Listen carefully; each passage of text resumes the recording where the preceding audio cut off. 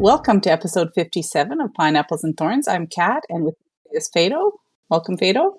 Hey, Got your coffee? Coke Zero. We're doing another early episode. Welcome to our very special guest today, Trample Damage. Greetings, humans. I also have a Coca-Cola, but mine has a lot of high fructose corn syrup in it. All right, I'm going to just jump into some CFF news, and then we'll dive right into the show. Right now, the Rated got to win 400, so congratulations to them. It took a while. Yeah, you know what? If it's worth doing many times, but Thank you to the guests who stuck with us over the multiple wars that it took to get there. So, is that a hearty up yours to the people where we didn't get it the first two times? no, I felt so enough. bad. I felt so bad because we did that really hyped up. Oh, let's get to 50, and then we lost, and then we did another one, and we lost again. And the first couple matchups were brutal. Yeah. It was like, the kids that play wiffle ball in my backyard against the Yankees. So it's like, really? Yeah, but it's done. So win 400 is in the books. So, and then Red Thorn hit clan level 28. It means nothing, but It meant everything. It scares the opponents, right? When they see that level 28 clan, it's like, wow, these guys are OP. Little do they know. Upcoming CFF events. The 69 event is going to be on June 9th, and the TWSS event is on July 7th. So you can register for both of those in the CFF server if you haven't already. Anyone can sign up. Just join the CFF anyone 18 Discord. and over, right? We can't countenance child clashography here, right? Well, both of those events are, I think, Town Hall 9 to 15. So pretty much anybody, as long as you're 18 and over, right, Pedro? Indeed, we're against all forms of child clashography. That's right, because it stars out the clan chat in game. So let's just jump right into our interview with you, Trample. Tell us a little bit about yourself. When did you start playing Clash of Clans? The clans you've played in, the town hall levels you play, and how many accounts? How many accounts? So I started playing in 2014. I had a coworker that just came over and he saw I was playing some really stupid collection type game. I mean, imagine Clash of Clans with no attacking and very little village development. And he's like, oh, I'm playing this game called Clash of Clans. I was like, oh, that's cool.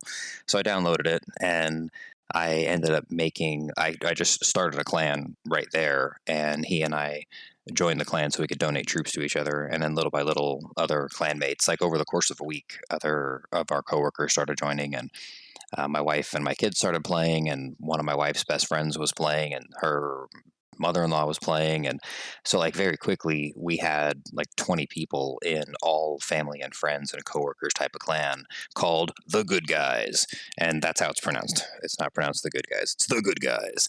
And it was almost, I think we got to about 38 people before we really started having other people join. There were like 38 people that were all just friends or family or coworkers. And that's the clan that I've been in with my main account really ever since, aside from, a 5-minute digression to go jump into another clan or something. But we've had that clan since 2014.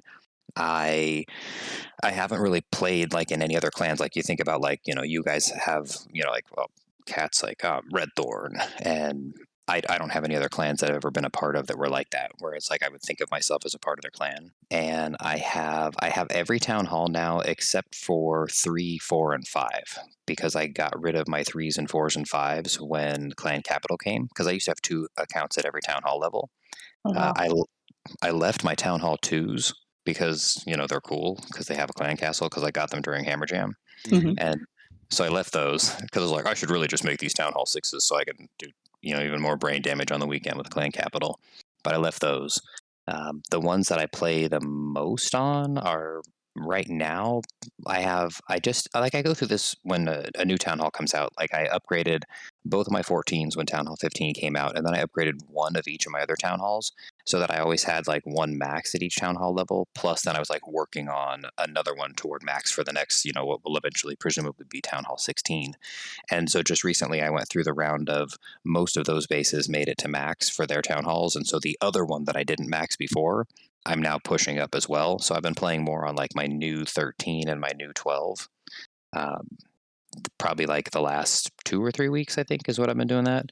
And we have 7 clans in the Good Guys family, plus the Trample Damage clan, where I keep my 27 accounts. I have 29, but one of them sits at the Town Hall 2s. One of them just sits in an empty clan that I'll wind up, like, we're doing an event in the Trample Damage clan, not an event, but we're doing a war to get my Trample Damage clan to level 10.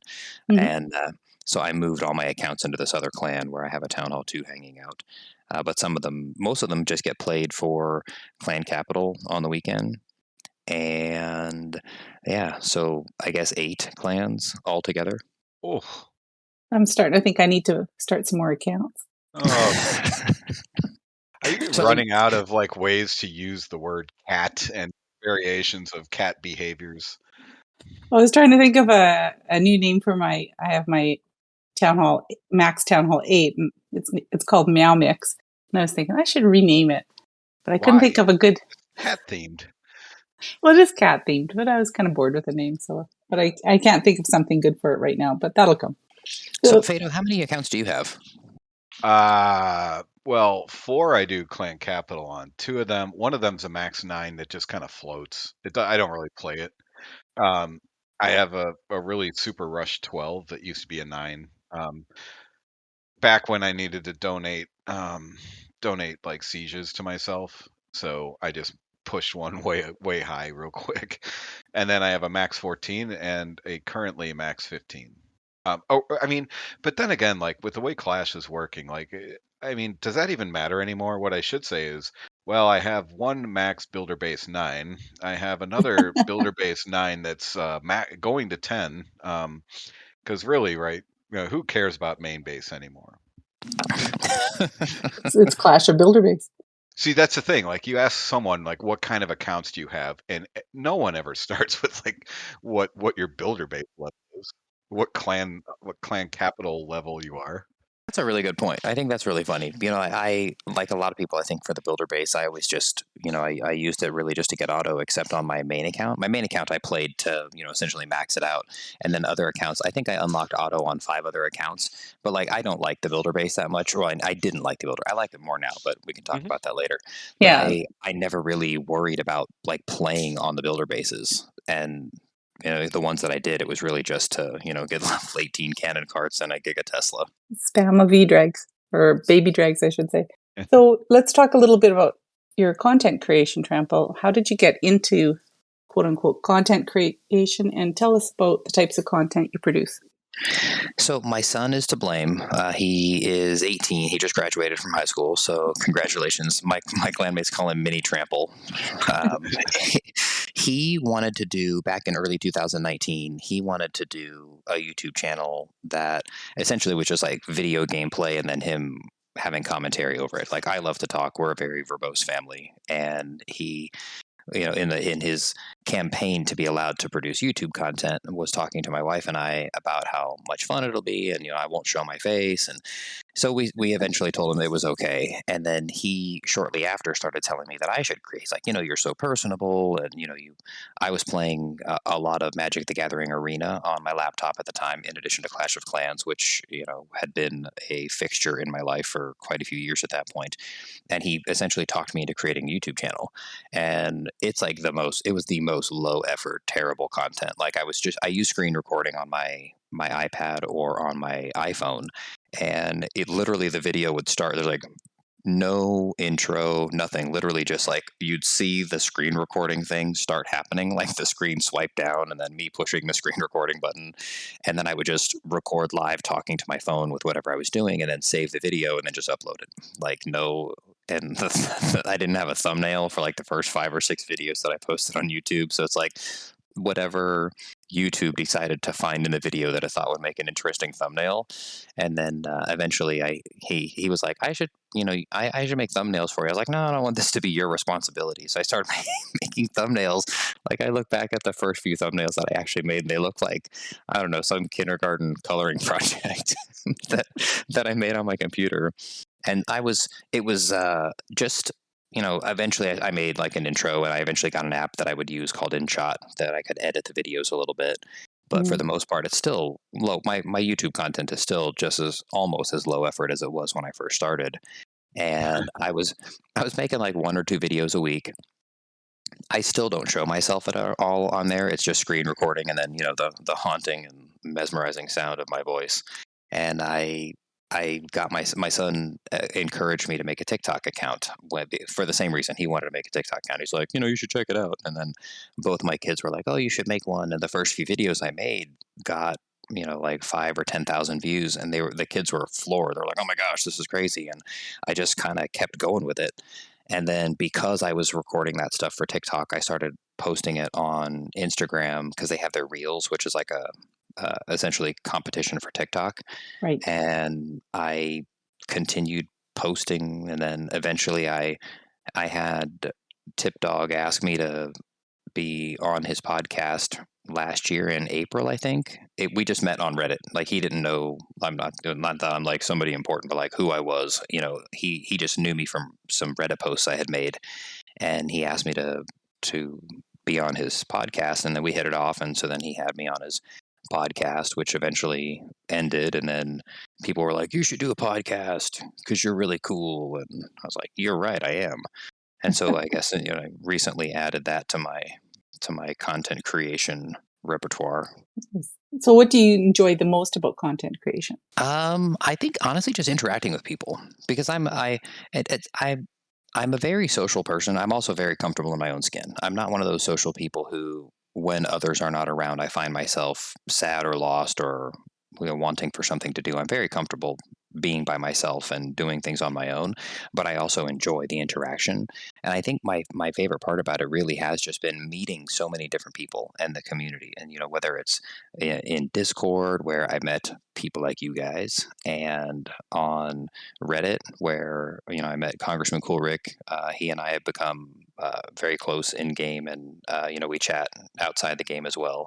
And I think just the interaction with, whether it's I think fans is probably the right word. I try to be more humble about stuff like that. People are like, no, we're totally your fans. I'm like, all right, cool. So my fans. So like interacting with fans and other clashers. And it's like, I don't know. I used to love Global Chat, and Global Chat went away around the same time that I started making stuff. So it's like, I don't know, content creation became somewhat my new Global Chat, where, I can, talk to people, and that it's just a lot of fun. For sure. Yeah. And I do find that the community of content creators is really supportive of each other. So that's really nice.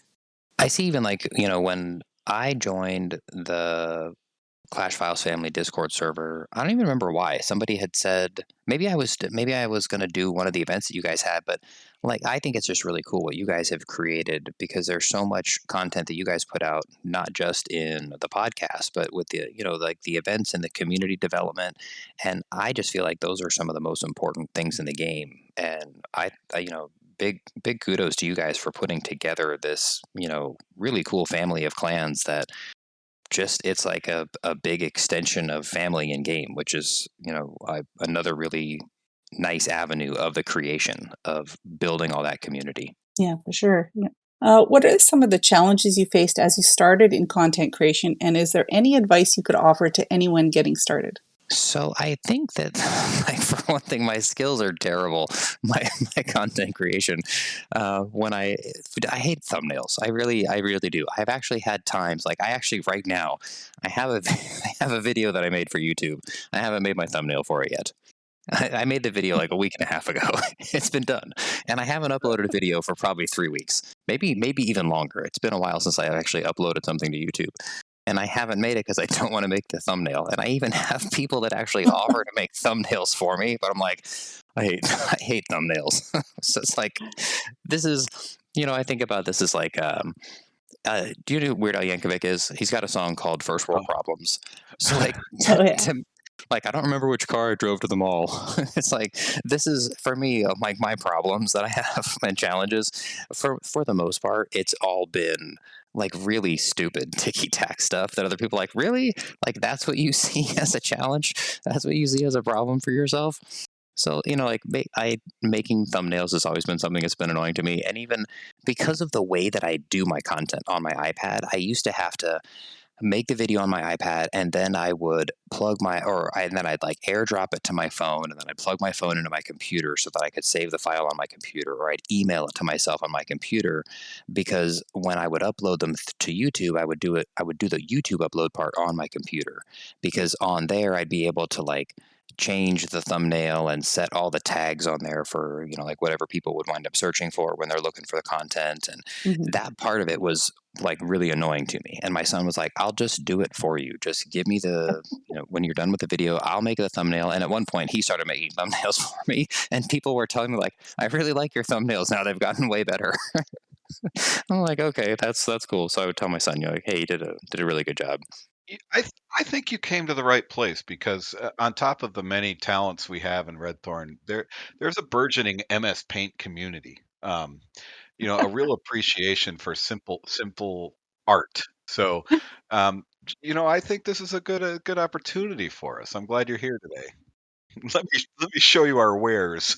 It's funny you mention that. It's like when I say my my early thumbnails look like a kindergarten coloring project, and my family made so much fun of me while I'm making some of these thumbnails. Like I'm gonna try this little spray paint icon. So I'm like using the spray paint tool, so it looks like it's spray paint. I'm like Town Hall 12 Hog Riders. I'm like writing it out with the mouse on there, and it just looks terrible. But there's a certain irony in that. It's like, you know what I mean? Like, you can be a try hard and just have this template and bang it out, and there's your face. You're making your shocked face, and it's like, no, screw that. We're just gonna do this. I hate those pictures. I really do. It's just like the stock images of oh my gosh, look at this, and like the clickbait component. Because like so Mhm. when I was doing the podcast with Tip for a little while, he's like, I love making thumbnails. I'll make your thumbnails. I was like, this is perfect because I hate making thumbnails. And he would send them to me, and they all looked like clickbait. It's like an arrow pointing to something like try this, and I was like, my thumbnails normally say something like Town Hall 11 Go Hog Attack. I'm like, I try to make it more like this is what it is. Like, but it's not really catchy. I'm like, I know, but I'm not looking to be flashy. I'm just looking to be honest. I want people to know what they're getting Right. into. I don't want them to open it up and be like, what's the great surprise? Like, if they're interested in a Town Hall 11 Go Hog Attack, I want them to click on it. If they're not, I don't really want them to watch the video because I feel like they'll be disappointed. Yeah, there's a lot of creators out there that, like you say, they have that standard shocked face and, oh, this attack is overpowered. And they don't really tell you that it took them 50 tries to get You're the only attack. seeing triples. Exactly. It's nice to see maybe some of the challenges when you're attacking. Like, I tried this attack on this base, but I didn't read the base right and it came in from the wrong side. So it's better learn from that mistake, and it's better to come in from the other Oh, side when you hit criminy. a base like this. My hits are a gold mine for learning opportunities. So just start filming your attacks. Is that what you're saying? Uh, there's like multiple channels worth of content I'm pushing out every week on that. We'll start a new comedy show. I tell you what, though, it's an excellent point. Like learning from mistakes. Like I used to joke with my dad that I learned. So like my parents got divorced when I was 11, and then he had a second marriage and they got divorced. He had a third marriage and they got divorced. And he was offended, but I had joked with him that I learned about because my wife and I are about to hit our 23rd wedding anniversary. We've been together 27 years. We started dating when we were 15. And I used to joke with him. He didn't think it was funny, but I would say like I learned a lot about marriage from you and from my mom. And he's like, "What?" And I'm like, "I saw all the things you guys did wrong." And I said, "Okay, that's something I don't want to do when I wind up getting married someday." And in a lot of ways, I learned from watching people make bad attacks that not even bad attacks, sometimes just the subtleties of what goes wrong and thinking about, oh, I notice it looks like, this part of the attack took a little longer because if they had done this instead, or maybe they had dropped one of the ice golems and instead put in a few more cleanup troops, or they brought two more balloons or something. Like I think that's like the greatest wealth of opportunity is just watching other people's attacks and seeing what worked and what didn't, and then just trying to work with that from there. Yeah, for sure. So you talked a little bit about your podcast. Tell us about what you cover on it and your other experiences with getting started recording. I know you recorded your own intro music for it, and that was really impressive. So I ended up doing. I had, like I said, Tip reached out to me through Reddit and asked me because he saw my I did a video on Super Dragons, which, to be honest, Super Dragons when they first came out, it was like, so the strategy is just use a bunch of Super Dragons. And you could have really just had that as the video, but I talked a little bit about, like, making sure the ground expos don't lock onto the heroes, and making sure the heroes go a different direction than the dragons. But he messaged me, he's like, hey, your video was interesting. And so I went on, and I am personable and charismatic and fun loving and entertaining. So I had a lot of people like, oh, this is so great. It's cool to have you on there. It's exciting to listen to you. And then when the Clash Tips podcast very abruptly ended in December, I had a lot of people like, hey, are you going to do your own podcast? And I was like, do you know how much work it takes to do a podcast? I was like, Mhm. I don't have time for that. I'm not interested. And then, little by little, people kept bugging me like, oh, you should really do something. I think you have a lot to offer. And I don't know. I just thought I don't have enough stuff going on, and I just figured I I knew I wanted to do something that I could do through my iPad because I don't like sitting down. It's the same reason, like, anytime I ever streamed on TikTok, I just do it with a screen share on my iPad. I don't show myself at all. And not because I'm, like, hideously ugly or anything, but it's more work, and I'm very low effort. And I didn't want to have to do, like, my son was like, it's easy, get your laptop and you get Streamlabs and get this plugged in here, and then you get your camera set up and we'll buy you a microphone. I'm like, stop, I'm out. I'm just gonna play on my iPad. If people want to watch, they can watch. Then, if they don't have to. And I thought with a podcast, I'm like, I'm gonna have to do all, like, it's like audio editing, and to have, I think, realistically, great podcasts involve multiple people because it's more than just Mhm. listening to one person drone on for, a lot of the podcasts that are the Clash podcasts, I'll run an hour to an hour and a half, and I'm like, I don't know that I am going to have people want to listen to me just ramble on for an hour and a half. People are like, I'd totally listen. I'm like, all right, well, you're cool. I appreciate you saying that. But I thought, I finding a co-host that I'm going to have to, like, figure out using Craigbot or some other service, and I'll have to Mhm. coordinate schedules. And the nice thing for me with the schedule with Tip, he was basically like, you tell me, I'd love having you on. We can make it work around your schedule. I was like, that's easy. So we would just record at lunch. I'd go sit in my car, and with my mobile office is what I refer to it as. And so I started talking a little bit more in detail with a few folks, and Congressman Coolrick was a huge help to me through the process, giving me ideas on apps I could use and software I could use and what might make it a little bit easier on me. And in the end, I settled on, I'm just going to try and keep them to like 30 or 40 minutes. Cause, like, if you've got 2 or 3 people on a podcast and it's like an hour to an hour and a half, you're probably like a half an hour worth of talking from each person. Granted, it's interspersed with other, it's not one person talking straight. Mhm. And so I figured my sort of, one of my degrees is in math. I've always been a numbers person. I feel like, there's Yes, my go, guy. go math. Oh boy. Let's nerd out. Yeah, let's beat up on those liberal arts idiots, right? So I thought I was always fascinated with things like people don't necessarily know how the multiple healers works, like what a second, third, or fourth healer winds up doing, and why people use 5 healers, or the exact formula for how the earthquake spell deals damage. I was like, these are fun things that I could share with people.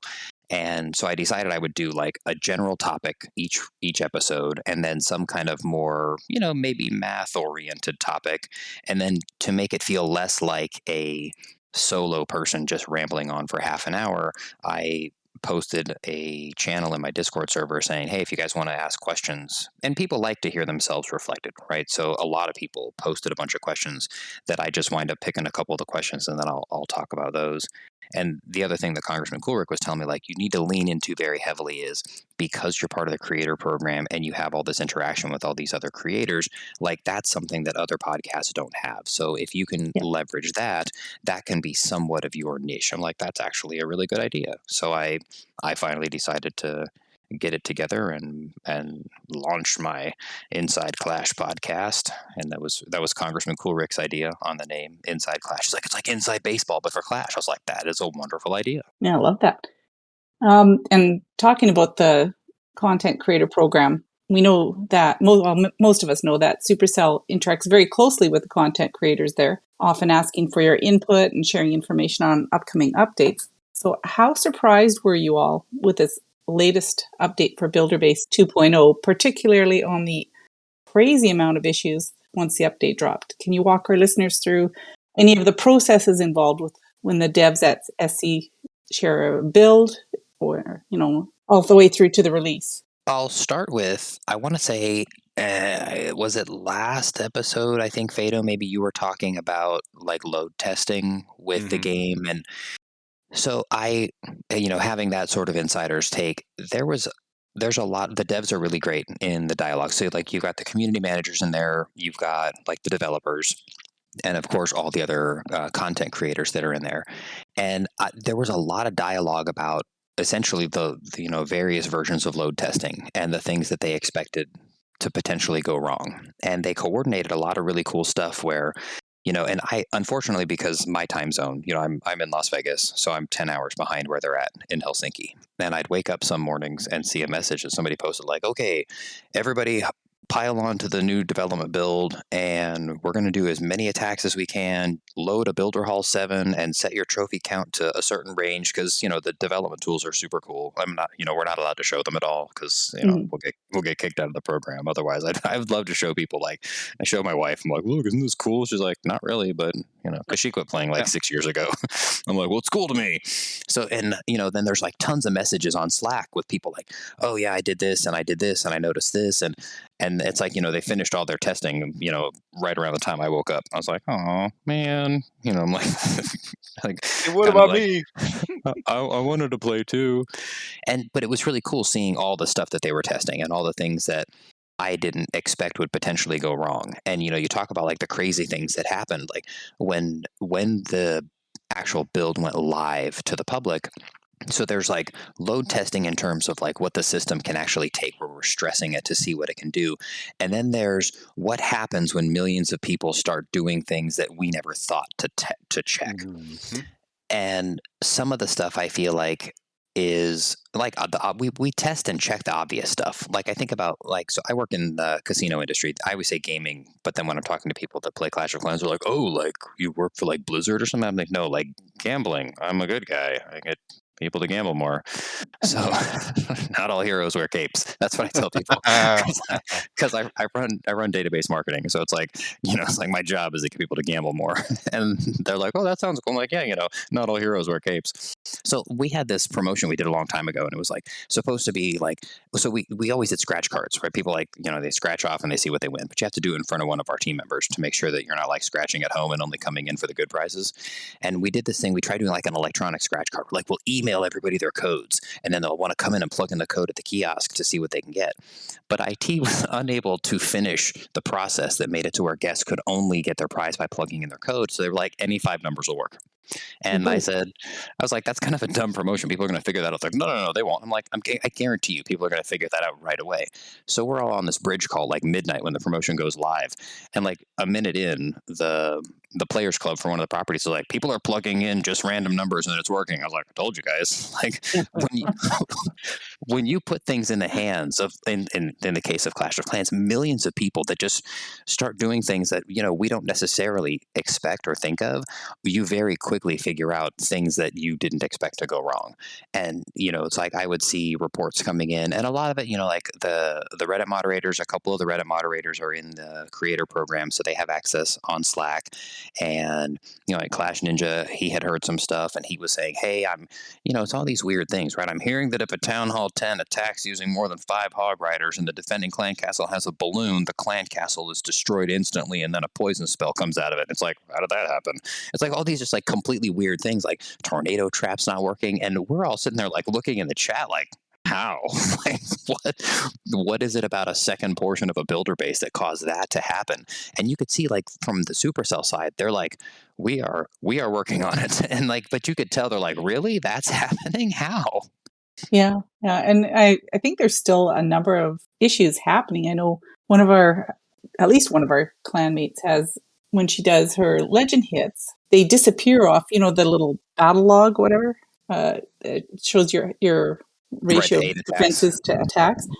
Also, she does like 5 attacks. Then a couple minutes later, she'll look back and there's like 4 attacks showing, but she doesn't get an extra attack, but they're disappearing, and she's not sure if she's not getting the cups for it yet or not. But I know she's reported that to Supercell. So I sent in another one yesterday. For the builder base, because I always hated waiting for other players to make their attacks. Like when they first shared with us the builder base changes and layout and everything, it's cool. It's kind of like a mixed bag, because the people that I interact with the most in the game are the ones that I really want to share the information with. But it's like we're seeing all the new builder base stuff back in the end of April, and we have like 3 weeks or so until it comes out to everybody else. So it's like I'm just having to bite my tongue. People are like, I wonder what's going to be coming in the update. I'm like, yeah, should be should be cool. They're like, what do you think it's gonna happen? Like, you already know that I know what is coming, so I can't say anything. But when they said no more multiplayer, I was like, yes, because I would always just like dump some giants and some bombers and some cannon carts and then close the app, because that's even what I do on the main base. Most of my farming is a double quad quake, 8 ice golems, some bowlers and witches, and then my heroes and a log launcher, and then I close the app. And it takes me like 18 seconds. And I've made TikToks and YouTube videos about like, here's how people like, how do you manage all your stuff? I'm like, I don't actually see most of what happens from my bases. That's how I do my time management. But so I do the same thing with the builder base, and I'm still doing it, even though that means I can't get to the second stage. Like I'll never get more than 3 stars on my lower builder halls. But I was doing a clan games task. No, it was a gold pass task. One of my accounts it was used raged barbarians. And I had made probably 10 or 12 attacks in a row of dumping a couple of giants, one of the new bombers, which I think is such a cool troop with its big bomb ability, and a couple of rage barbarians, and then I closed the app. And that's just because that was the army composition I was using. And I looked at my gold pass and I was like, it says 2 out of 4. I'm like, I just made like 12 attacks. And so then I tested it, and I went in and I made an attack. And I waited until the attack actually finished getting a star, and then I ended the attack, and it moved from 2 out of 4 to 3 out of 4. And then I was like, okay. So I went back in, and I was screen recording all this. I went back in, I made the same thing where I just dumped all my troops down, spammed everybody, and I closed the app. I came back on, and it had 3-starred, so I got the first half of the base down, but it still showed 3 out of 4 Rage Barbarian attacks. I was like, ooh, found another bug. I have no idea why. It always counted before, and even on the main base, I don't know why, but it's like if it doesn't see the attack to completion, it wasn't counting now, but it was counting like destroy firecrackers or destroy multi-mortars. It was counting those, but the complete an attack with a certain troop wasn't recording. So I screen recorded that and sent it in. But it was really interesting seeing a lot of people, like the types of feedback that people were giving and the types of issues that people were running into. Yeah, I was really, really surprised at, like, we expected some stuff on the builder base. We expected some stuff to be a little goofy, because we see that even in the testing.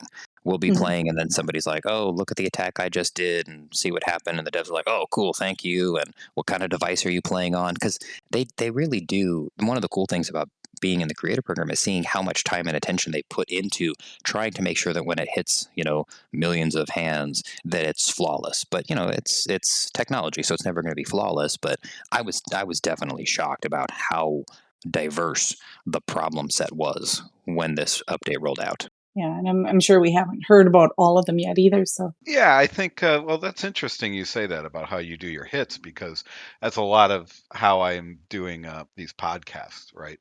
I say a lot up front, and then I wait for Kat to prompt me about 20 minutes in. Says, it's your section.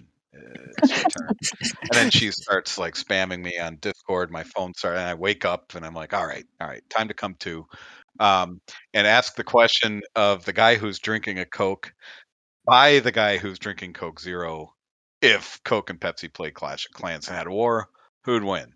Okay, so the loyal side of me would say Coca-Cola.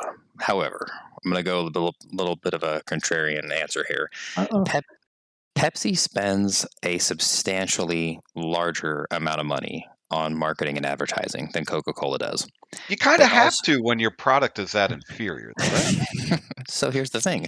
I feel like it's a little bit of a I think what would happen in this theoretical war here would be a little bit of a tortoise and hare thing. That Coca-Cola thinks I'm Coke, I'm the best. I don't have to spend as much money on marketing. And so what if all these blind taste tests people wind up saying they like Pepsi better? I'm good old steady Coca-Cola, and I think Pepsi would probably wind up coming up with something really crazy like the new super ultra blimp kind of attack that nobody saw coming, and they would wind up winning the war. Yeah, But I would, but I'd you still know, drink Coke. the marketing gimmick of setting Michael Jackson's hair on fire was a big one, right? Wasn't that a that Pepsi ad? Mm-hmm. I think so. Yeah, I think so. Yeah, I mean, drink Pepsi, set Michael Jackson's hair on fire. Love it. You know what I always thought was interesting about the taste challenges they did? They weren't like when I remember I was a kid and I went. My dad would drag us to these baseball games here in town. The We had like a minor league team. I don't like baseball at all. I think it's a waste of time. Absolute offense intended to anybody who loves baseball. And we would go to the games, and I would just go and try and find ways of stealing ice cream from the store that they had there. And they were doing like it's the Pepsi challenge, and all they were doing was really checking to see if you could tell the difference between which one was which, because really that was they would be like, oh no, can you tell which one is Pepsi? And I think they were doing it wrong. So like my first exposure as a kid watching them do like the Pepsi challenge, they weren't asking like which one do you think is better. They're like, which one do you think is Pepsi? Like that one. I'm like, I could do the same thing with like, I don't know, something gross and water. But doesn't mean I like it better. Yeah, which is the one that makes it feel like your teeth are instantly rotting? That's Pepsi. Yeah, double the sugar count. I'm sorry, C note. I'm not. Yeah, somewhere in Ohio, there's a guy waking up, shaking his fist at the clouds, going, I know it's happening again." Oh, trample damage. Obviously, you live in Vegas, and you don't like baseball. I think the Oakland A's are moving there at some point, so that's one less fun thing to do out in the real world. So, what kind of hobbies you get into?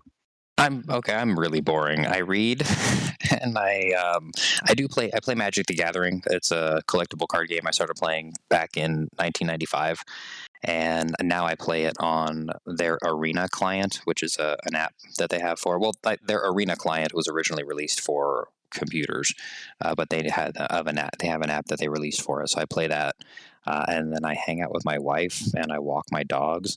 I don't have a lot of those. What do you call the friends? So most of my time is spent like by myself or hanging out with my wife, which she's my best friend by far. We talk every night for hours. We do a lot of like we go grocery shopping together on the weekends. Like we're really good friends. Spend a lot of time with my kids.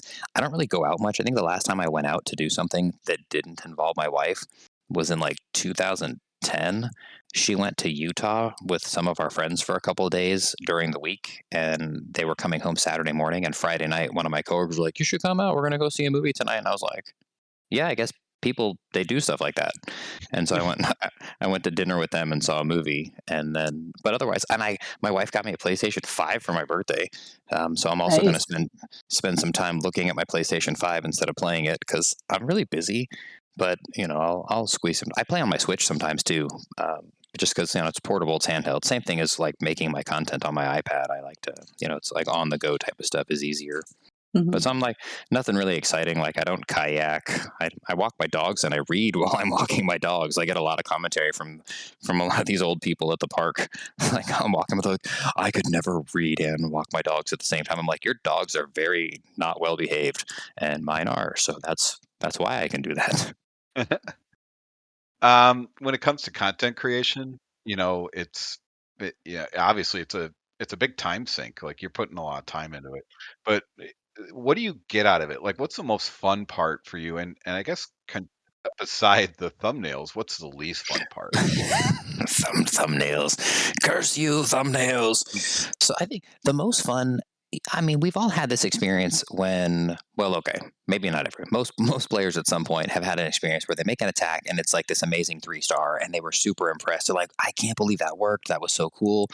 In a lot of ways, I think for me, the most fun part of content creation, whether it's a TikTok video or a YouTube video or a Reddit post or even making making my own music for my podcast, which is I've had the majority of the comments I get from people start with something along the lines of, "Wow, that intro music," and I'm like, which direction is that wow leaning? Is that wow leaning like you closed your eyes while you were listening to it, or you were laughing?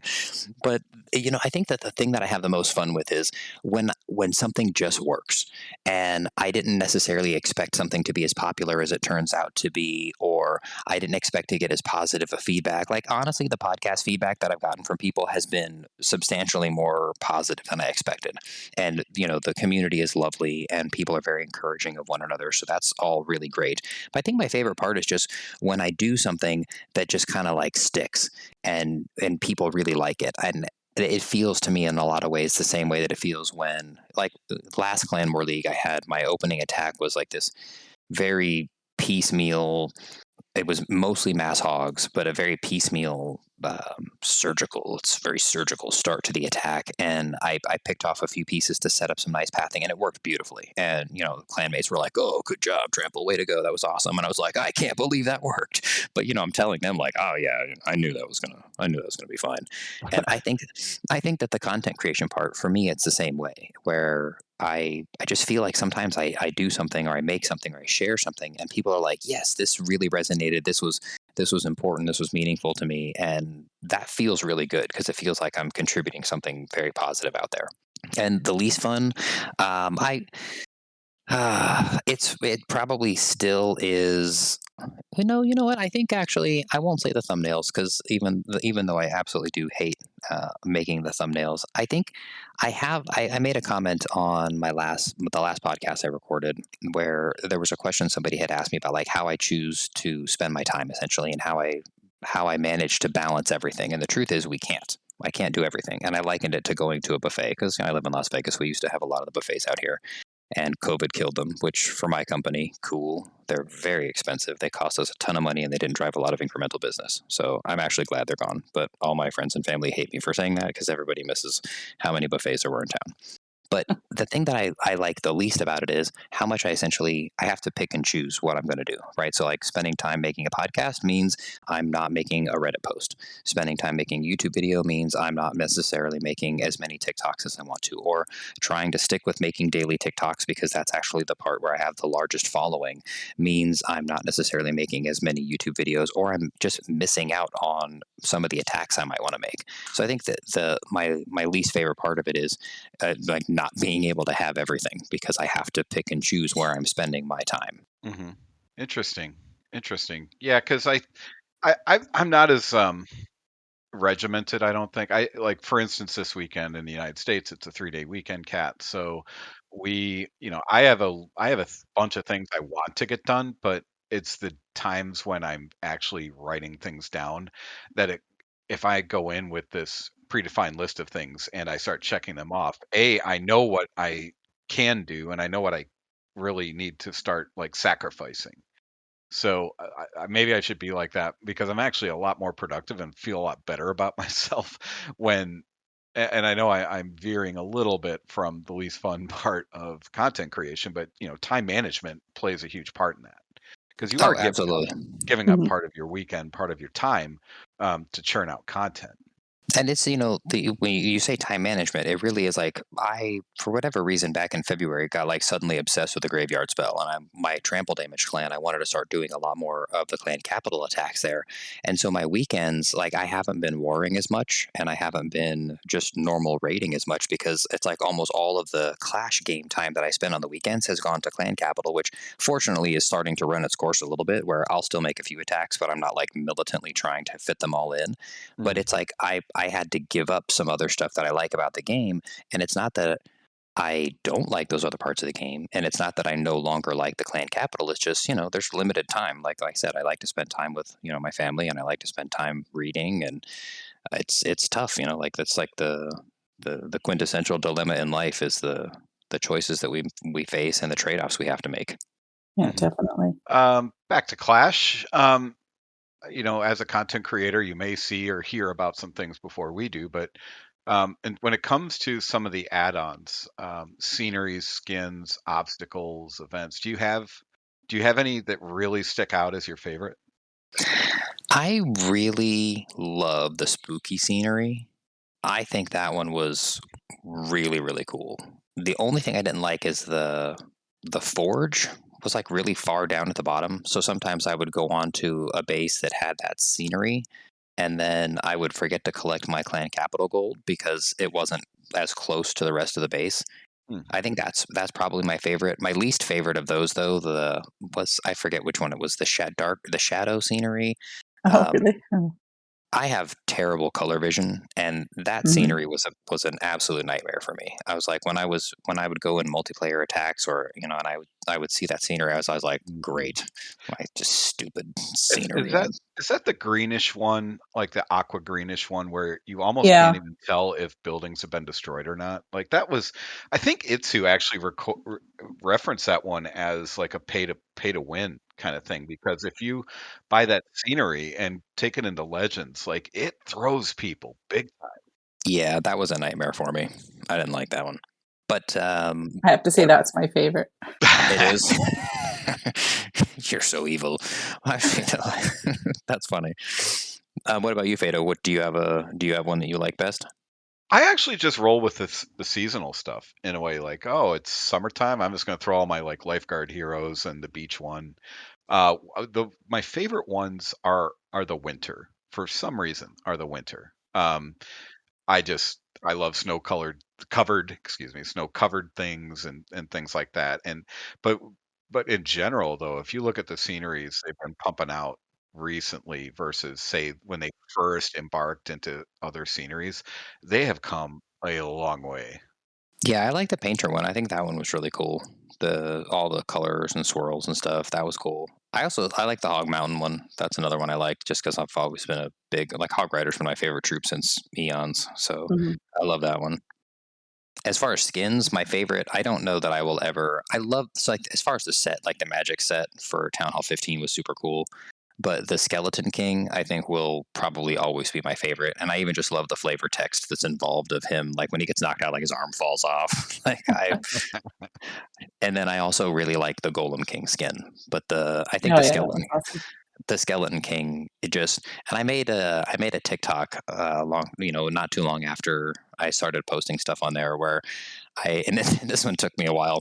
I set up a base and I had the Champion King skin on, and I just dumped a ton of skeleton spells, and the skeletons go and they like mob the enemy king. And I did this as a friendly challenge, and so they destroy the king. So I recorded that, and then I recorded the exact same thing, but I recorded it with the Skeleton King skin.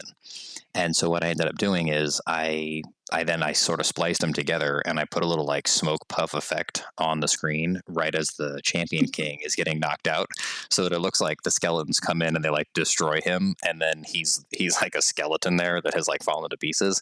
And when I the music I set was for the theme music for the TV show The Walking Dead, and so it's like he just gets like overrun by all these skeletons. I was like so proud of myself. I'm like, this is the That's coolest thing great. ever. So, what about skins for you guys? What do you guys like? I'm a Dark Ages guy, right? Like really liked the Dark Ages ones. I'm running them right now. And I don't change them that much. I only change them really when I buy new ones. But like some of them I didn't care much for. I can't really remember the themes because by now there's been so many. But currently the Dark Ages for me. Yeah. For me, I'm running the magic ones because I just find I like they're cohesive and they're easy to spot on the base. And for me, that's Definitely. important. I need to be able to see where each one is. Yeah, those ones are like as a set, those are really cool. And I had to Mhm. really hold back from buying those for a bunch of different bases. I was like, I'm just going to buy them for my main base and I'm not going to buy them for the rest of them because otherwise I'd have been like, yes, there goes $1,000. As far as obstacles, I love the Christmas tree, the 2014 Christmas tree, the one that made presents. Aw. Yeah, I think on one of my account I'm a huge fan of the Christmas trees, but one of my accounts for some reason I think I got rid of one of them, and or all of them for 1 year, and now I'm like, well, on my main account, I don't have is it 2013 maybe, 2014, 2015? It was a bluish one, Kind of blue early and on. green. I think it's 2015. Yeah, and that's one, like, I must have dug them all up, And I'm like, "Oh, you dummy." So I'm hoping maybe I think Darian said they were considering making those purchasable. Um, that would be really great if they did. Yeah, I would totally buy them. And as far as event, I actually thought that the Clash Fest was like really really cool, but I also really I got to make one of the bases, one of the challenge levels. I made the Valentine's one this year that was like the heart shape one. Mhm. So I like that one a lot because the guy that made it is really cool. Yeah. And then in terms of what could be coming, people are abuzz. We've seen some rumored defense, offense upgrades coming, probably more walls. But is there anything you want to see added to the main village beside the ability to get more data when you're scouting a base, like I'm crying for on every single podcast by now? That is a really good. I really like that as a request. That's something that I definitely hope they would wind up doing. I mean, selfishly, I've been a Hog Rider attacker forever, and so I would love to have like 7 or 8 new Hog Rider levels. I think would be cool. Make them viable. Be my favorite. I hate spring traps. What I'm finding more and more lately is because I love Hog Riders and I've loved them at every town hall level. My problem at Town Hall 15 is I will make a plan for a base, and I've even tested this with my own bases in friendly challenges where I'll 3-star a base and then I'll move a few spring traps into the core or around a specific defense. And it goes from being what was a very easy, solid 3-star to being a 75% 2-star, all because of the spring traps. And, again, it's, first world problems, right? The types of things I get to complain about.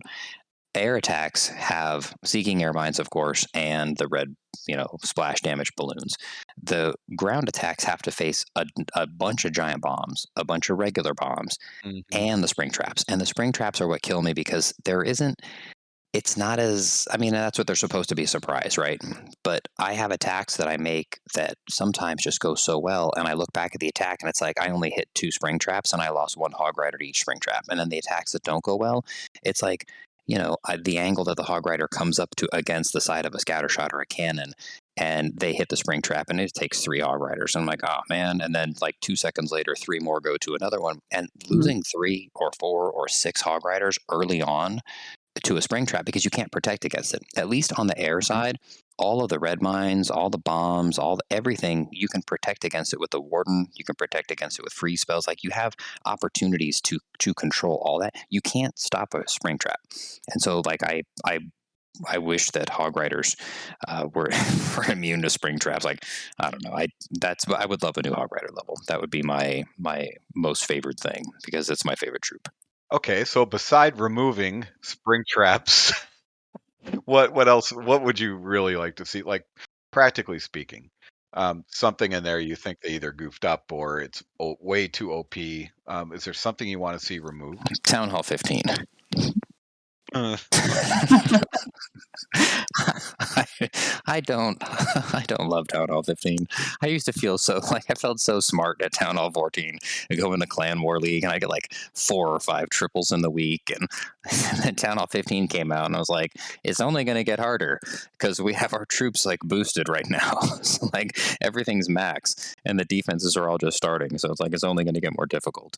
Um, no, I think it's probably less a function of remove. I think of it as like it's not a glitch because I think it's all by design. But when we use a training potion, all of our troops train faster, and we still don't have the ability to request. And I know that raid medals can be used to self-donate, but when I have a training potion going, especially like if I'm in Legend League and I have a training potion going, I don't want to have to spend gems to re-engage the clan castle to allow myself to get more troops. I, Hmm. I wish that the recovery time of the clan castle sped up along with the training potion, because what'll happen is my army's done, and then I still have 3 or 4 more minutes until I can request troops in Right. my clan castle. So I feel like, and along the same lines, if I had a training potion going, and I'm going to make a troop, whatever it is, and the troop would normally take 3 minutes, but instead it's going to take 1/10 of that time because I have a training potion going, and I want to gem it. I feel like the gem cost should be reflective of the amount of time that's left to actually train it. So like a whole army that would normally take 40 minutes instead is going to take 4 minutes. I wish I could do that for like 5 or 6 gems or 7 gems instead of the normal full price. Because the truth is, in terms of what I'm waiting and I'm paying to avoid waiting, I'm paying to avoid waiting for 4 minutes at that point. It's not like I'm actually skipping through a longer time. Like, it's only going to take me 4 minutes. So I feel like the timers, when it comes to training potions, that's one thing I would like to see. I'm going to call it removed or fixed. Is I feel like that's something that would be a really nice quality of life update that I don't think would actually cost them money. I think it would actually make them money because people would spend more gems, I think, on the training potions because they would view them as being more valuable. I 100% agree that Yeah. you're scratching my math major itch, because it does bother me that they're gemming the amount of time left as if you're not under boost. So aside from getting rid of Town Hall 15, that's what about you guys? What would you guys take out? Oh, wow. We write these questions for you, and what would I take out? I don't know. I think T Town Hall 15 is just like, for the average player, it's frustrating because your hit rates dip so low, and it kind of makes you less apt to try new things in a way, because you just, at least for me, right? I probably not in general, because you would think, well, if you're failing over and over again with your same strategy you seem to know best, you would just mix it up and start new things. But with me, it's just kind of made me want to invest less time in that. So I wouldn't necessarily remove anything, but just more to voice like how imbalanced I think it is for non-pros right now. For me, I think it's not so much of necessarily removing, because I don't think they're going to remove anything, but I'd like to see them nerf the monolith slightly. To me, it's just a little bit too overpowered at the moment, and it just needs a good nerf by about 50% or so. I mean, I think about what we did with previous town halls. Like, Town Hall 11 came out, it's like the Eagle Artillery, and then Town Hall 12 came out, it's like the Town Hall will explode and attack your troops, and Town Hall 13 was like the scatter shot, and then they added the minor freeze effect on the Town Hall explosion. Then Town Hall 14, it's like the Town Hall is a field of poison, so ground armies are having trouble. Plus, they added the builders as well, so there was almost like 2, and I feel like the Town Hall poison is a massive defense, and the builders were a very cool gimmick or trick to make the bases tougher without being an overpowered defense. Both the spell tower and the monolith, it's like those are both really cool signature defenses that could have had their own town hall that they were introduced at. Yeah. But we get both of them. Yay. Yeah, it's just a little bit too much at once, I think, for most players. Well, with all this in mind, though, do you think Supercell is getting any better with dealing with, communicating with, engaging with the average player, casual player, if you want? Or are they really only getting feedback from more or less pros at this point?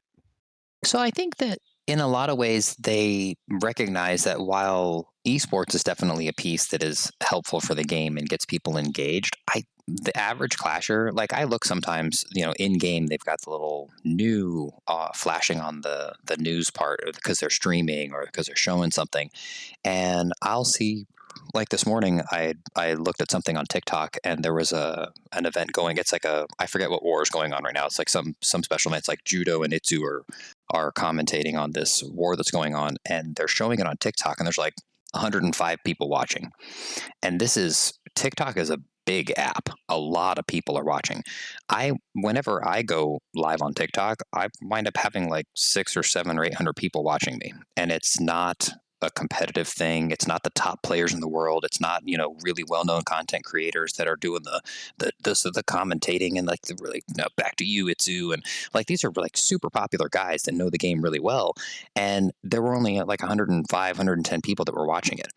I think that at the end of the day, so many people, like when they play Clash of Clans, like you talk about the average player, it's about like seeing their village develop. It's not feeling like they just ran headfirst into a brick wall, which is a lot of people love attacking because their troops are higher than their defenses are, and they're attacking bases that have been kind of rushed. So like a lot of the average casual players in daily multiplayer attacks feel like professionals. And because they're attacking defenses that are 2 or 3 town halls below theirs with with their current level town hall troops. And by the time you get past those to players that I think of as people that are more like us, like we're not the pros, we're people who love the game, that try different things, and we've got a community that we're involved in. We are more than a casual player, but we're definitely not pros. And we're honestly, I think, the ones that spend the most money on the game, because Mhm. there are a lot of us, and a lot of us are adults, and we can buy gold passes and skins and sceneries, and I feel like in a lot of ways the communication that they have, where they're just trying to telegraph what they're doing and letting us know where they're at, and the kinds of, I feel like last year the quality of life updates that they put out, I feel like were so strong, between extra lives for the heroes Hmm. and getting rid of the troop costs, the training costs. Like, there were a lot of really great things that I think they're doing really well to appeal to the average player. The addition of Clan Capital because of raid medals, and there are just so many things that I feel like they've done for the average player that I feel like they continue to do a good job of communicating. I know that it doesn't necessarily feel like it, in a sense that I know I heard Darian. I don't know if it was on your guys' podcast or where I had heard him. I think at one point you guys had him talking about, like, he was talking about the development cycle, and with him working at Supercell, like how he used to work in whatever the appropriate term is for like console video games. He's talked about like the development projects being these like really many years running. And so in some ways I feel like the builder base was closer to that than some of the normal update stuff, because it's such a complicated thing and they've been working on it for a while. And I think it was difficult for them to really thoroughly articulate exactly what they were going for, because I got to see some of the kind of behind the scenes stuff of where they were talking about where they wanted to potentially go, and even having seen the developers talk about some of the stuff that they potentially like to do, that they're not saying that they're going to, but they might want to do. And it's kind of a longer roadmap than their normal timeline. And for what they're trying to accomplish, I feel like they're doing a pretty good job of telegraphing where they're trying to go. I feel like they're doing a good job with that. And I honestly, from what I see on Slack and like the more like behind the scenes side, there is absolutely an esports component to the Slack world, but there isn't as much dialogue focus there, just because I think like it's a cool event, but it's not really where they're making their money. Yeah, I think I have to agree because I know, particularly, with Reddit, there was a huge movement within the community there complaining about, the issues with accounts being hacked or stolen or whatever. And Supercell responded, and I think that's a credit to them for listening to the community and trying to secure their player base's accounts. Absolutely. It's a great point. Yeah. Mhm. So let's shift gears a little bit. We got a question from the audience, and wouldn't you know, I guess if the rule is if you submit your questions to the audience, you come on the show. So this one's from Trample Damage. So, people have suggested it'd be nice to join and link clan chats as part of an alliance or family. If you were able to link clans with chat and donations, but it was limited to two or three, how would you choose which ones to link? So, Trample Damage, you submitted this, so maybe we'll give you the most time to think. I'm going to go first. We'll Okay. let Kat go next. And Trample Damage, you're probably going to come in with the best idea of all. So, me, um, I think it would be a little bit tricky to do, really, because clans are these little bubbles people live in, and there's really, there's no chat, there's no global chat, none of that. Um, but once you start talking about linking, you have to be able to link, our clan to many, and then many clans may link to us, and it could get really out of control pretty quickly when you're tracking those relationships. And this is the developer side of me coming out. Um, but I suppose if they could find a way to limit it, it would be like a global chat though, wouldn't it? Or would you envision it being like one clan chat? I don't know.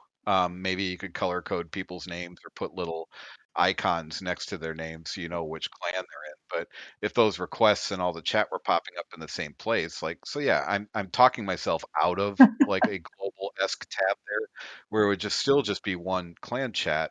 And I guess another tricky thing though might be, would you want the ability to only send messages to your own clan? And if it was all in one chat, that would get a little that's a little annoying every time to be like, oh, I want this chat to go to my clan, because I want to complain about the boogers we're linked with or whatever. So it would be a little tricky. And then, like, that's the actual implementation of it. How would you choose which ones to link? Well, I think that'd be pretty simple. It'd probably be the one where, if you have a mini clan, for instance, like, the rated would probably be a natural for us. Um, Perhaps a clan that you're really closely aligned with.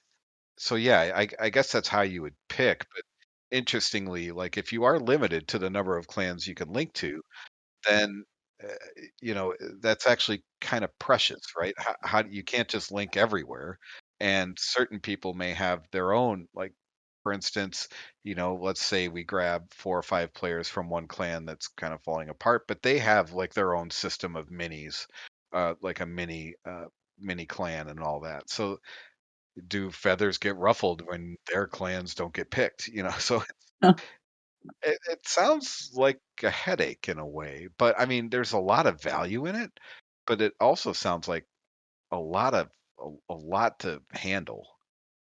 Yeah, I'm not limited by worries about how to make it work because that's somebody else's job. So I'm just gonna say I think you'd have to have like a separate tab the way they did with global. And so you'd have, your main clan chat on one tab and then your alliance, quote unquote, uh, on a different tab. And then I think for me, the natural choices would be the clans that I have or that we associate the most with, like such as the rated, and because I have another one of my accounts, and I know some others in Red Thorn do have accounts in Phoenix Reloaded, so probably do that, and then maybe there'd be an option to add a clan, say if you were trying to organize a friendly war, like we did with Sons of Guns, you could add them, and then you could maybe have that as a floater clan that you could remove at any time and add somebody else. So Yeah, I don't remember where the original idea came from, but I think that the description of like having like a global chat where you could have like some kind of, clans, some number of clans that you could be connected with. And I was thinking of it almost like like when you create a clan, mm-hmm. you create a clan, and almost like you could create a clan alliance. And then you'd be able to invite a clan to your clan alliance. And in much the same way that your clan I mean, like your account can't be in two clans at the same time. Your clan wouldn't be able to be in two alliances at the same time. And maybe alliance is the wrong word, but whatever word for that, alliance is a perfect word for it. That I could like start an alliance, and maybe I can invite 2 or 3 other clans to my clan alliance. And if let's say Red Thorn starts an alliance and then invites the Rated and invites Phoenix Reloaded, maybe those are the 3 clans that are in there, and that's it. And if Red Thorn wants to leave, Red Thorn has to like give ownership of the alliance to either Phoenix Reloaded or the Rated, Mm-hmm. and that would be much the same way that the clan capital is like owned by somebody. You would wind up having the leader of that clan be the one that gets to sort of control that alliance, and they can invite other clans in. And you'd probably have to limit it to just being the leader that can accept that or engage in that.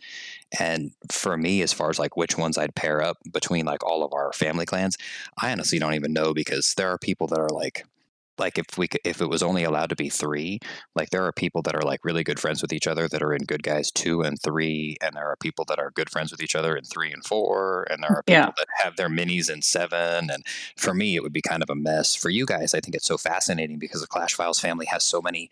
It's not just like one big group of people that, like, a lot of the Good Guys clans, like it's really just people that saw some of my content somewhere and then said, "Hey, this looks like an active community," and then so they joined because it's like an active community, and people are just like they'll get in wherever they can. And the clans all sort of operate the same way. We just kind of separate them a little bit with like some of the higher town halls will move towards some of the certain clans, but people just want the community. I don't like with you guys. It's so fascinating because like I watched sort of like like I'm on the sidelines just watching the Sons of Guns clan join the Mm-hmm. the Clash Files family, and it was fascinating because like all these people like I'm here from Sons of Guns, I'm here from Sons of Guns, and like you guys do a great job of like organizing people and giving them the right roles and getting them access to the right stuff. And it's like it's like a whole other group of people that just want to be part of this bigger community. And I think it would be a much tougher thing for you guys to be figuring out like which clans would be part of which alliance if it was limited like that. Yeah. Um, but it's just I get such a kick out of the community that you guys have built with like all these disparate clans that are, there's just the shared love of Clash of Clans that goes and runs throughout the whole Clash Files family. I just think is super cool. Thank you. All right, let's jump into top 5. We're going to do what are your top 5 summer movies. So we'll do number 5, 4, 3, and we'll circles. We'll start with Trample. What's your number 5? Well, I have to raise my hand here real quick. I just want a point of clarification, Yes, and sir. I'm sorry to interrupt, How dare you? Trample. Well, this is what I do. Right, I'm much more polite during the podcast. If this was a normal day, shut up, cat.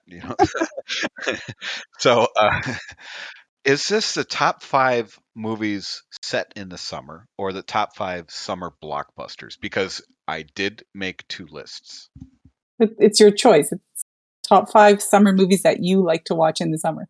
Oh, well, that's not clarifying at all. So I will, I will have to ponder this as I'm listing them off. But Don't be Trample, go difficult. ahead.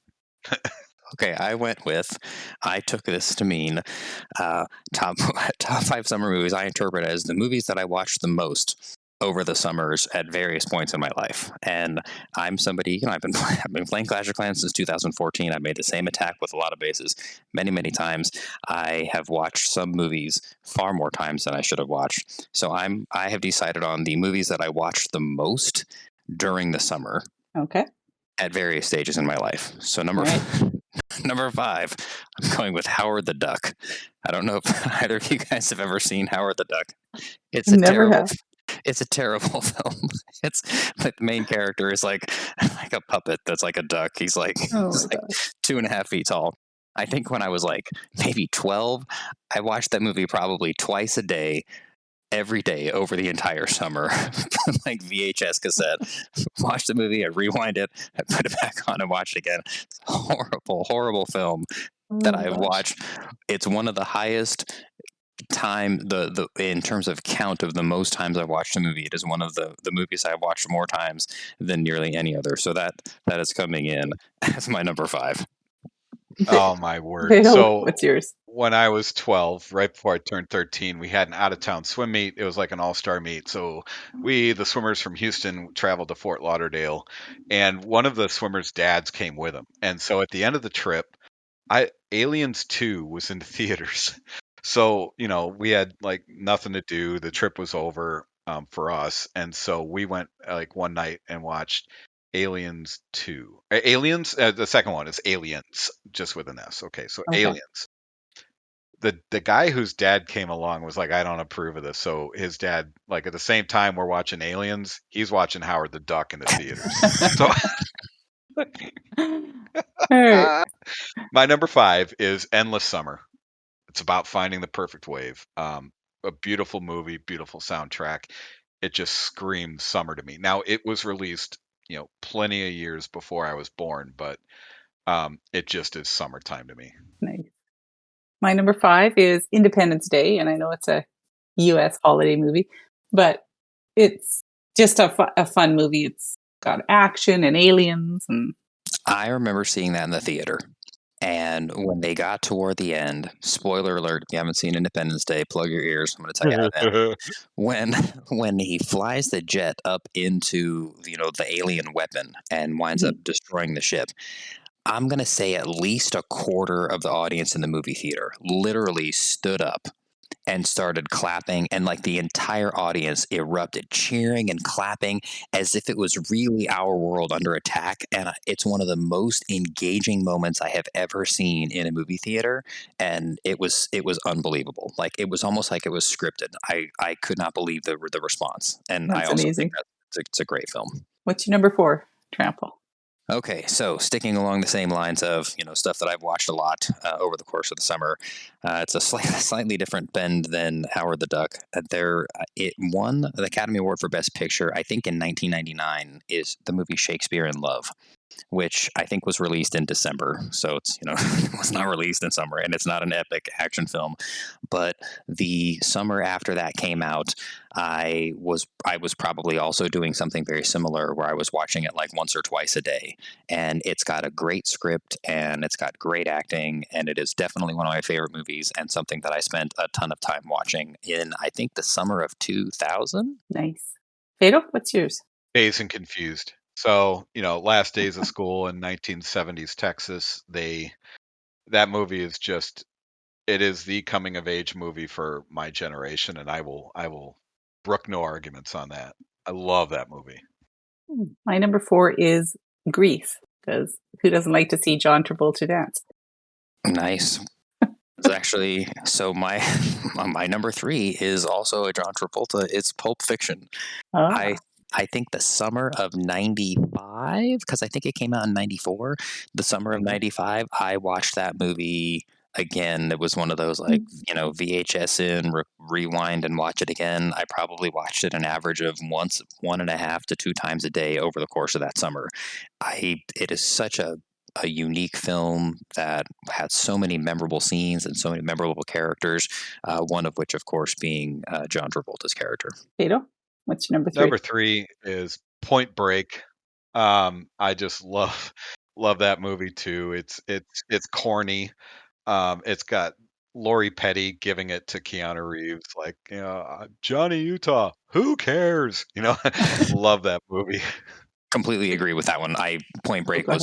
it is absolutely, it's one of the ones that I thought of that if I had a top 6, that would have been my number 6. My number 3 is Stand By Me. I read the book and then I watched the movie, and I thought just an incredibly well done movie, because usually Stephen King movies do not translate well to screen. I will agree that is a very good transition from page to screen. Yeah. What's your number 2?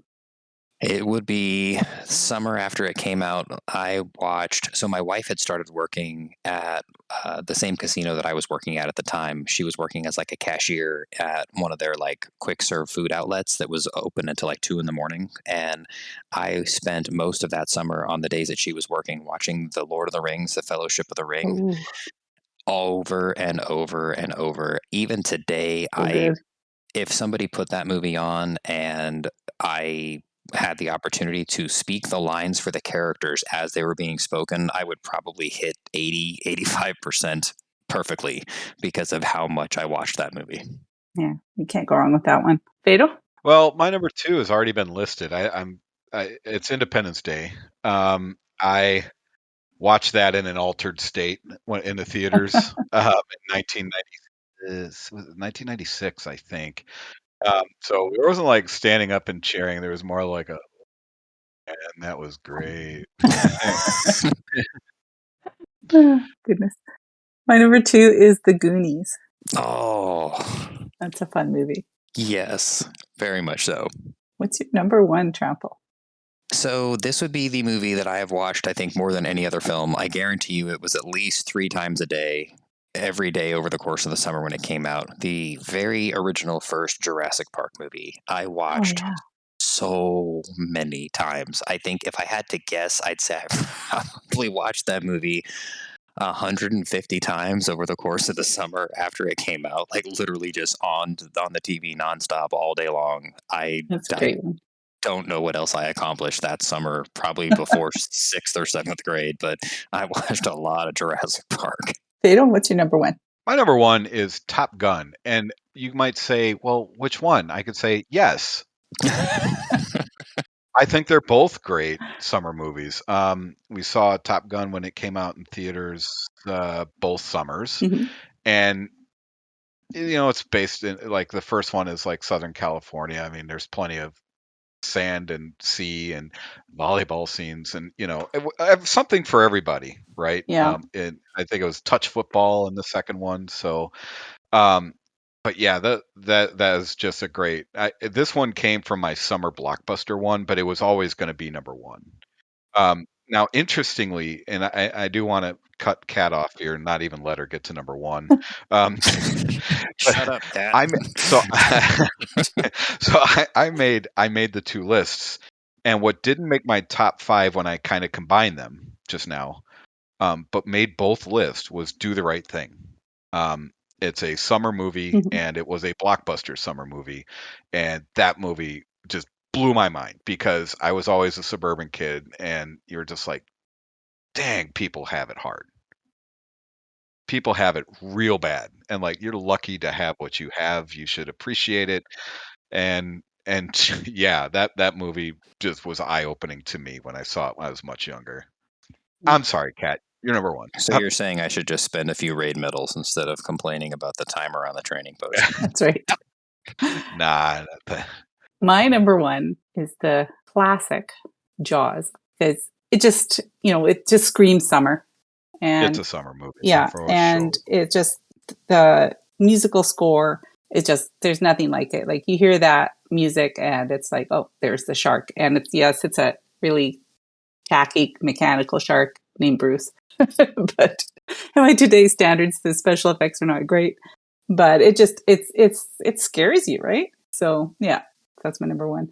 Definitely great music. My son and I went and saw at the Smith Center here in Las Vegas. It's a performing arts location where the Las Vegas Philharmonic performs, and they did a Music of John Williams event that we went and saw, and it was like the whole second half was all like Star Wars stuff, but they did have Mm-hmm. some like Harry Potter music and some day Jurassic Park. They played a few songs from, and they also did John Williams did the theme music for Jaws, and it was really Yes. cool hearing a full scale orchestra play a couple of tunes from Jaws. It was really like it had this like just really cool vibe that it created in the auditorium. There, it was really nice.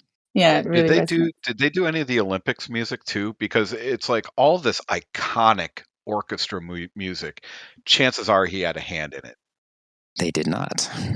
They did. They also did like Close Encounters of the Third Kind, and I know I'm missing. Oh, and Indiana Jones. And then like the whole second half was like all Star Wars stuff. That's I mean, amazing what he's done. he's a legend. Yeah, An absolute legend. He's alive. He's like in his 90s, somehow. but I mean he's old. He's a robot now. Somehow he's still breathing and kicking. Oh my Okay, so goodness. with this podcast, I have killed John Williams, evidently. Thank you. All right, let's jump into some shout outs. Trample. Yeah. I'm terrible at this. There's the easy one of just saying, shout out to you guys for getting things started and being like I think like the I don't know if anybody's got a longer running or more well regarded podcast than you guys. I really appreciate you guys having me on. If I'm going beyond the easy and obvious, I have in the Good Guys family, there are a couple of people that do an absolute monstrous amount of work for the clan.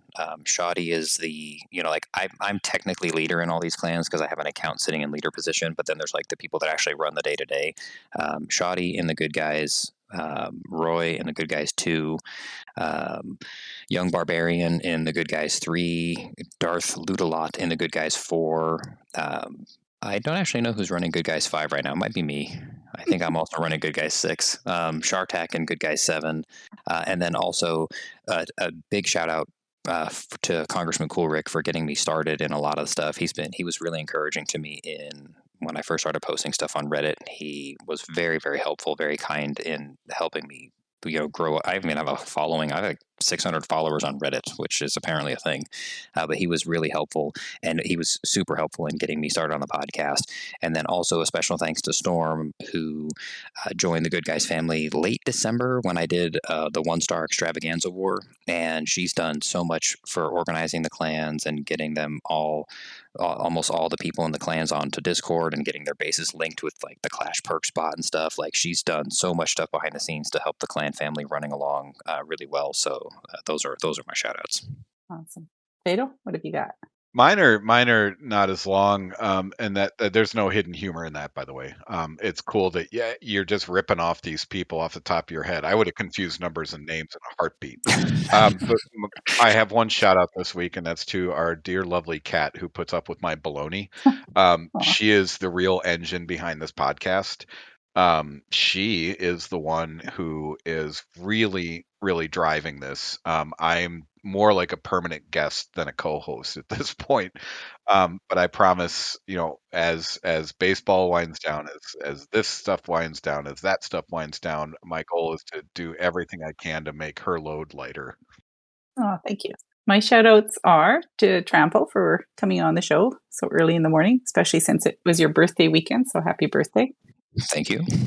And a big shout out to Peter.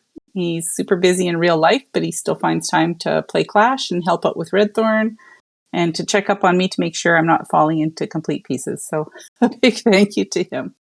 Yeah, how bad has it gotten that it's me sitting here in the quote unquote co-host seat? Yeah. A shout out to you too, Fado. And thank you everybody for listening. The CFF is a family of clans who love to play games such as Clash of Clans and Clash Royale, among others. You can send questions or comments to us on Twitter at RedthornCOC. To get more information on our clans, events, and podcasts, join the CFF Discord at discord.gg/clashfiles.